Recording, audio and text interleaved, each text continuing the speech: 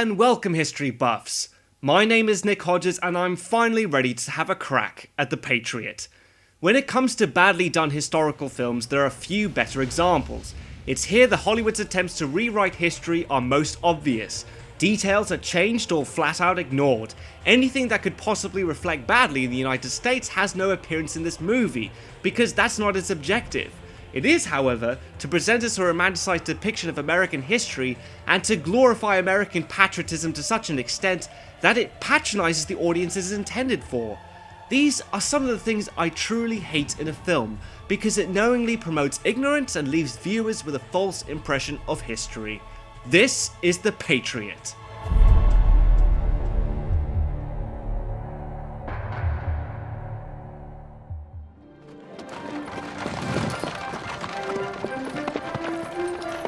So the film begins in 1776, right before the Declaration of Independence was signed. It was an uneasy time and tensions were high.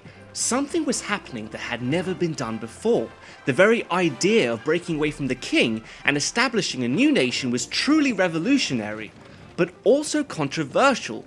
Not all Americans wanted independence from Great Britain, and a line had been drawn between the rebels who believed in freedom and colonials loyal to the crown.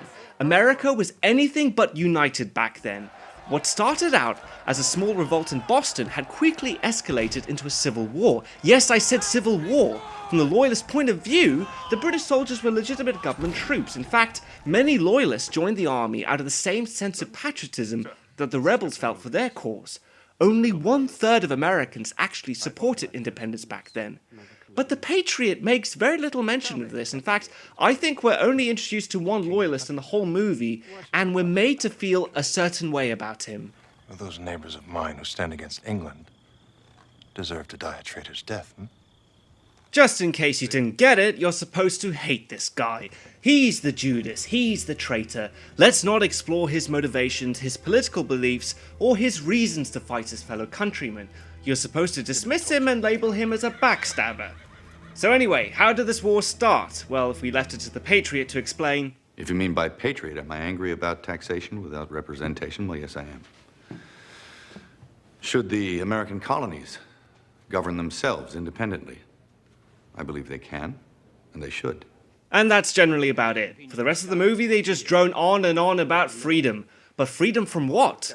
Now, of course, taxation without representation was an important factor, but this only begins to scratch the surface of a much bigger picture. In 1763, the British had won a major victory at the end of the 7 Years' War, securing more land and wealth for their colonies. Although this left Great Britain in a position of being the world's first superpower, it wasn't a war they wanted to fight and left them in huge debt. Now, seeing how British subjects in America benefited the most out of this costly war, with more land and more resources, the government thought it was only fair that they be the ones to help with the bill. However, this would not be the case, as many Americans just refused to pay these new taxes. Surprisingly, Great Britain didn't even collect on these new taxes. They backed down time and time again until finally they had enough. The famous tax on tea was the only tax they were going to enforce, and that's when the colonists revolted. They pressed the issue that they wanted no taxation without representation, but to the British government, they were already seen as British subjects and were therefore represented. However, I think that another factor was in play, and that was the British government regulating colonial expansion. In 1763, the Royal Proclamation Line was issued that forbade settlement past the Appalachian Mountains. This angered American settlers, as coming to America and finding new land to call their own was the whole point of coming over there. There's a scene in the movie that contradicts this, where we see the British planning to seize new lands after the war. When this war is over here in the colonies, the new aristocracy will be landowners.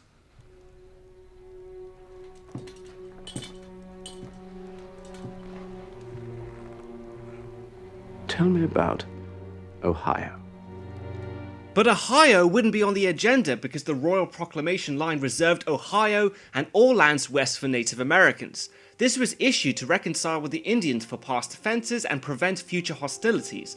Now, I'm under no illusion that this would have been a permanent thing and Western expansion was inevitable, but having the Brits scheme about it this early on is just premature at best.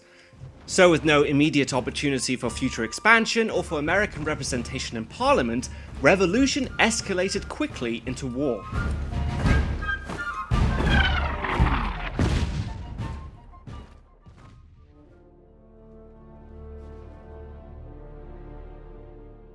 The character of Benjamin Martin is loosely based on several historic figures, but in my opinion, the most relevant one is Francis Marion. Francis Marion was also known as the Swamp Fox and operated in South Carolina during the Revolutionary War. His base of operations was Snow's Island, which was located in the middle of the South Carolina swamps, not unlike how Benjamin Martin operated from the old Spanish mission. He is generally considered to be one of the fathers of modern guerrilla warfare, and his militia were brutally effective against the British. But unlike Martin, Marion was childless and did not even marry until after the war. The decision made to give Benjamin Martin's character a family was not only to allow the audience to sympathise with him, but also give him something to fight for. When his son is shot by Tavington, it provides the catalyst for him to organise a militia and fight. However, these changes don't bother me. It's this little scene that does. By standing order of His Majesty King George, all slaves of the American colonies who fight for the crown will be granted their freedom with our victory. Sir, we're not slaves. We work this land. Freedmen. Oh, then you're freed men who will have the opportunity and the privilege of fighting in the King's army, aren't you? That is by far the most disgusting thing I've ever heard in a historical movie. No wonder Benjamin Martin's character is only loosely based on Francis Marion, because Francis Marion was a slave owner. In fact, Francis Marion's slaves ran away from his plantation to fight for the British, which says a lot about the guy. Now, just because by modern standards slavery disgusts us today, doesn't mean that we should accept a retelling of history that is afraid to approach it. I think I would give audiences the benefit of the doubt to accept the main protagonist if he was a slave owner. Never underestimate your audience. They're generally sensitive, intelligent people who respond positively to quality entertainment. Too right, mate. And what's worse is that this scene seems to be an attempt to villainize the British by having them kidnap these black workers just to oppress these poor plantation owners. That the British are simply using slaves as tools of war. But in another scene, we see the Americans do the exact same thing. It says take notice. By order of General George Washington and the Continental Congress, all bound slaves who give minimum 1 year service in the Continental Army will be granted freedom and be paid a bounty of 5 shillings for each month of service. Did you hear that? First they're gonna free them, and then they're gonna pay them. Only another 6 months. What in the hell are you gonna do with freedom? Can you see the difference here? The gentle swelling of the music and the look of hope and determination in his eyes. This has a totally different tone than the one before. Here the film is twisting the American proclamation of freedom to be noble and just, whilst the British version is the exact opposite. The truth of the matter is that when the British first declared their promise of freedom to slaves, it scared the shit out of the Americans, so when they made their offer, it was out of desperation, not out of noble sentiment.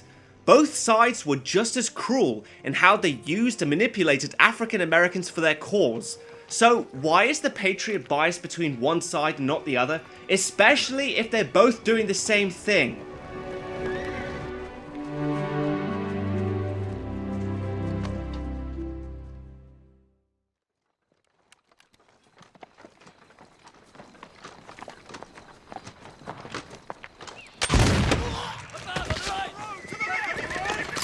I think there's one particular moment in the film that is worth looking at. It's shortly after the scene when Benjamin Martin and his sons ambush the British convoy.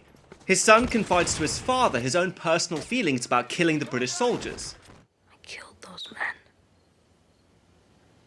You did what I told you to do. You did what you had to. There was no wrong in it.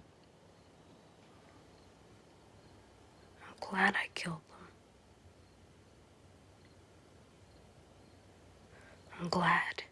Now, I know it's not safe to jump to conclusions, but I just can't shake this feeling that the Patriot has a very anti-British sentiment. Every damn one of them redcoats deserves to die. I'm gonna kill me some redcoats. Where else do I get the opportunity to kill a few redcoats? Surrender! We surrender! Oh! Perhaps a few wounded ones when you're not looking. For the love of God, we... This is murder! Well, Reverend, they're redcoats, and they've earned it. But that just could be my interpretation. However, the film's objective is clear, and that is to villainize the Brits as much as possible. As antagonists, they are comically portrayed to be bloodthirsty British thugs. Every conceivable negative stereotype that's attributed to the British is amplified. Pompous, stuck-up, and arrogant are to name a few.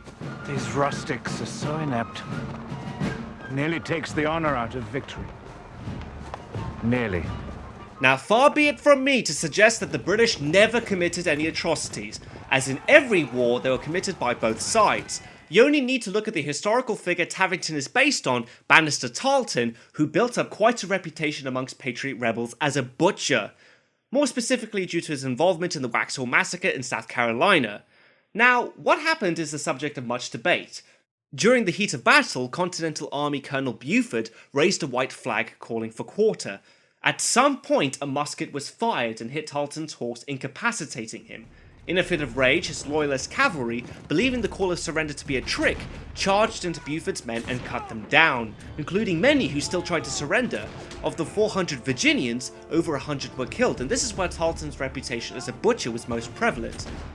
The fighting and following battles grew in ferocity on both sides, and Tarleton's quarter became a common expression for his refusal to take prisoners. He was dubbed the Bloody Band for his belief in total war, and was used by American propaganda to fuel British resentment. In The Patriot, however, Tavington's cruelty and malice is turned up to 11. If killing prisoners of war doesn't make you hate him,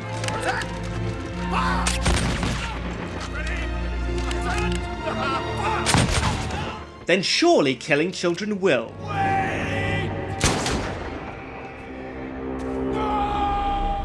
Stupid boy.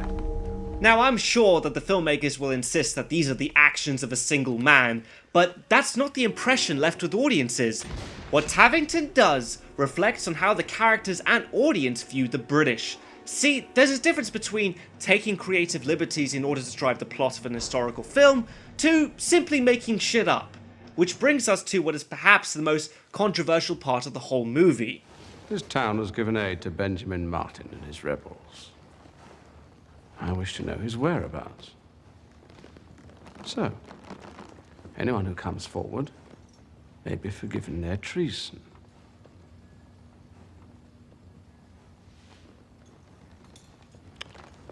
Very well. You had your chance. Wait! This man gives Martin and his men supplies. Quiet.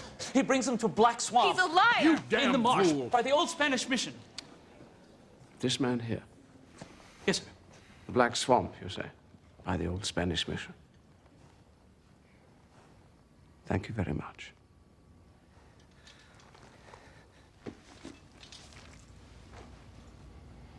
Shut the doors. But you said we'd be forgiven. And indeed you may! That's between you and God.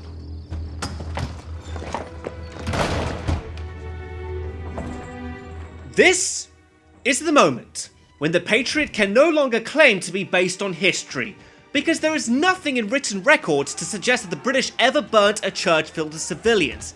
If anything like this were to have happened, it would have been burnt into the memory of every American today. Can you imagine the propaganda value this would have had for the Patriot cause back then?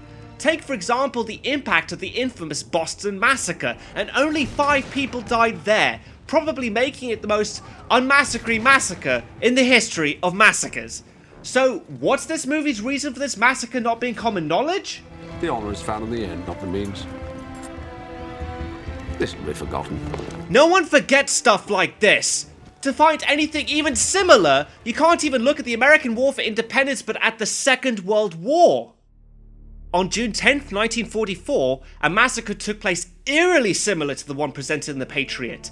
In the village of Oradour-sur-Glane in France, German troops came and ordered all the townsfolk to assemble. The women and children were locked in the church with explosives, whilst the SS took the men to nearby garages and barns to be shot.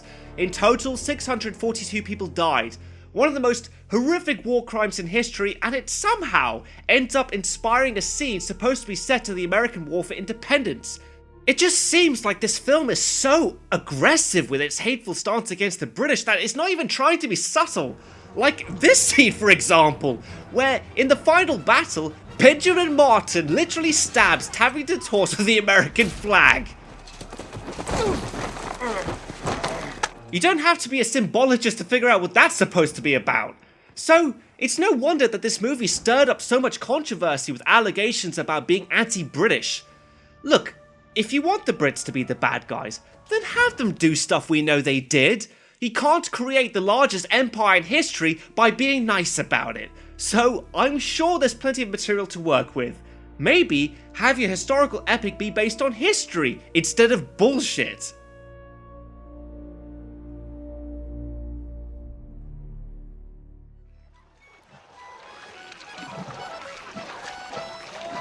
Potential hate-mongering aside, there is one final thing that needs to be addressed with the Patriot.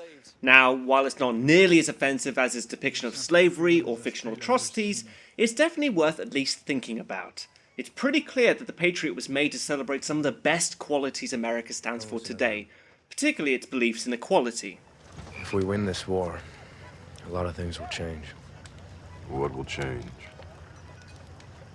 They call this the New World. It's not. It's the same as the old. But we'll have a chance to build a new world. A world where all men are created equal under God. Equal. Sounds good. The problem is, though, that this movie brings up American ideals today, but not back then. In 1776, the Declaration of Independence stated what many Americans believed in and fought for.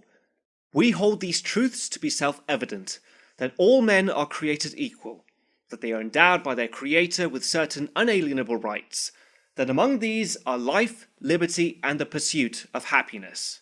But unfortunately, exceptions were made, and in reality didn't apply to all Americans.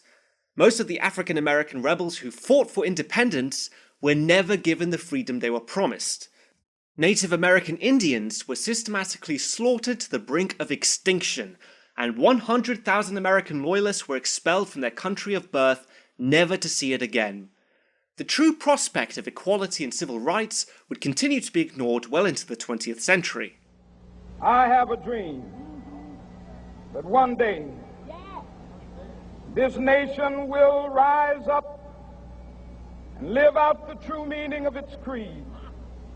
We hold these truths to be self-evident, that all men are created equal. And only just recently have the promises of these great words been fully realized, this time in regards to gay rights. And I believed that discrimination because of somebody's sexual orientation or gender identity ran counter to who we are as a people.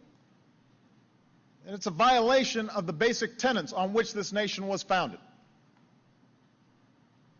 I believe that gay couples deserve the same legal rights as every other couple in this country. The real truth history tells us is that independence did not automatically result in a great America. It was rather the beginning of a work in progress, one that is still continuing today. My problem with The Patriot is that it's not a true representation of American history, and it's quite clear that it's not because they didn't do their research, because the battle scenes, the sets, and the costumes are extremely well done. What is wrong is when filmmakers distort and fabricate history when they find things they don't like, shaping the truth to be what they believe it should be, and by doing so, promote misconceptions and ignorance to audiences everywhere.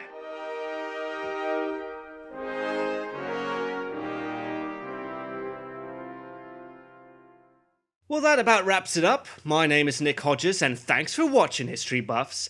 And remember, if you like the show, help the channel grow. Don't forget to hit that like and subscribe button, and let me know in the comment section what you thought about The Patriot. And of course, what historical movie should I review next? In the meantime, check out the History Buffs Twitter and Facebook pages for new updates. Until then, I'll see you next time.